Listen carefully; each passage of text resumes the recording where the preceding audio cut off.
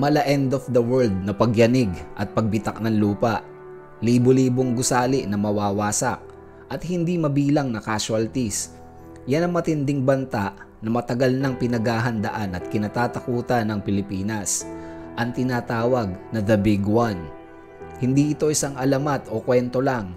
Ito ay isang matinding posibilidad na anumang oras ay pwedeng maganap, dala ng paggalaw ng West Valley Fault na direktang bumabagta sa sentro ng ating bansa, ang Metro Manila. Ang tanong, handa na ba tayo sa kaganapang magbabago sa kasaysayan ng ating bansa? Sa videong ito, pag-uusapan natin ang mga posibleng maging epekto ng The Big One. Kaya kunin nyo na mga cellphones nyo at magtago sa ilalim ng lamesa habang pinanonood ang video na to. So ano nga ba talaga ang The Big One? Sa konteksto ng Pilipinas, ito ay tumutukoy sa isang malawakan lindol na posibleng umabot sa magnitude 7.2 o higit pa. Sasakupin nito ang 100 kilometrong haba ng West Valley Fault System. Ayon sa pag-aaral ng mga eksperto, kasama ang JICA o Japan International Cooperation Agency, matagal nang hinog ang West Valley Fault kasi huli itong gumalaw noong taong 1658, mahigit 300 taon na nakakalipas. Base sa mga records, ang fault na ito ay gumagalaw dapat kada 200 up to 400 years. Kaya sa pananaw ng mga eksperto, malapit na ulit itong gumalaw ng matindihan. Ang resulta, isang lindol na pwedeng umabot sa intensity 8 sa sentro ng Metro Manila at karatig lugar.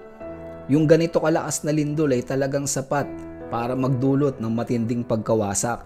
Pero ang nakakatakot kasi dyan, ang pinsala ng The Big One ay hindi lamang limitado sa pagguho ng mga estruktura. Meron pang 4 na posibleng delubyo na dala ang The Big One. Isa-isahin natin.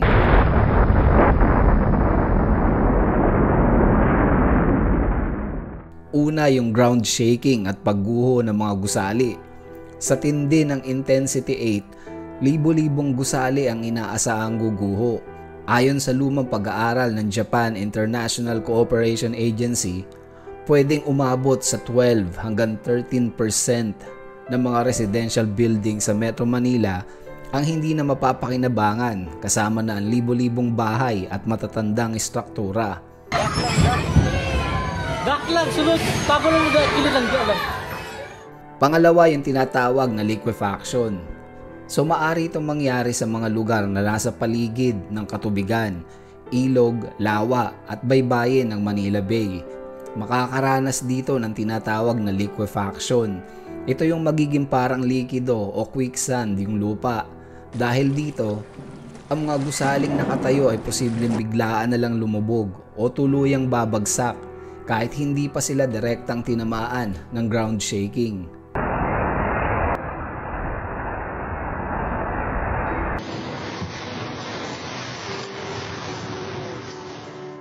Yung pangatlo, fire outbreaks o malawakang sunog.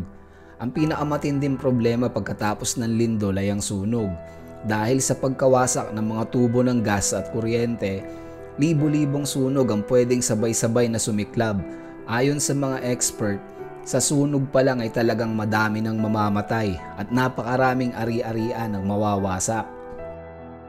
Yung pang-apat, yung tsunami at landslides. Kung sakaling ang paggalaw ay magdulot ng vertical displacement sa ilalim ng dagat, may banta rin ang tsunami sa mga coastal areas ng Metro Manila.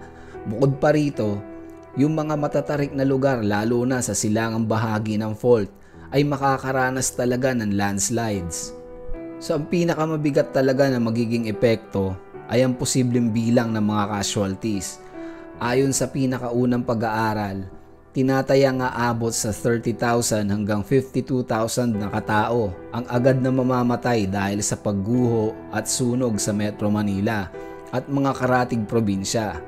Kung titignan natin ang detalye, halos 33,500 ang tinatayang mamamatay mula sa pagguho at karagdagang 18,000 naman ang mamamatay dahil sa malalaking sunog. Higit pa rito, aabot sa 100,000 na katao ang posibleng masugatan. So ang mga numbers na ito ay batay sa pag-aaral noong 2004 pa. So ngayon, patuloy ang pag-aaral dahil alam natin na lumalaki yung populasyon natin at ang pagtatayo ng mga bagong estruktura sa Mega Manila. Kaya yung banta at ang bilang ng posibleng biktima ay nananatiling mataas. Higit pa sa pagguho ng mga gusali at pagkawala ng buhay, magiging matindi rin ang epekto sa ating pang-araw-araw na pamumuhay at sa ekonomiya ng bansa. Apektado kasi dito yung communication. Mawawalan ng kuryente, tubig, at yun nga yung komunikasyon. Masisira yung mga kalsada at tulay. Ito yung magpapahinto sa transportasyon na magpapahirap sa pag-abot ng tulong.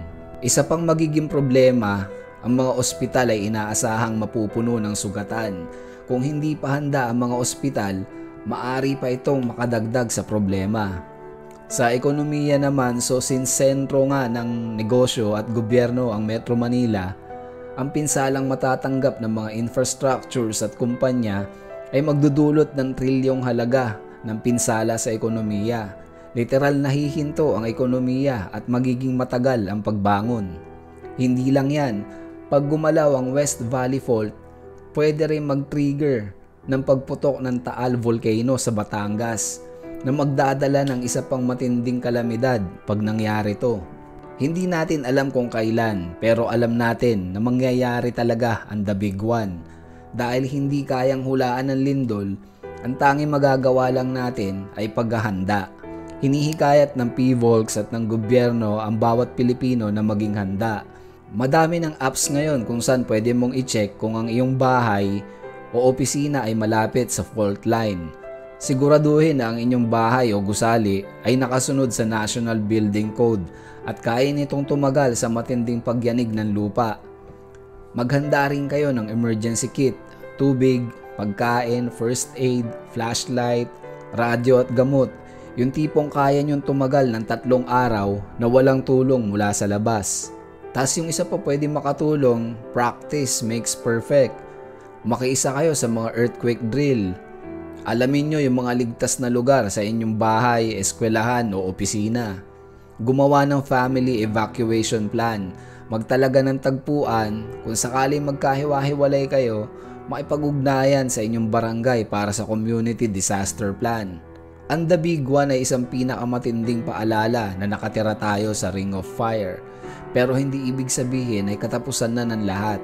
Hanggat patuloy tayo naghahanda at nagtutulungan, makakaya natin itong lagpasan. Ang tunay na lakas ng mga Pilipino ay hindi masusukat sa tindi ng lindol, kundi sa bilis ng ating pagbangon at pagkakaisa.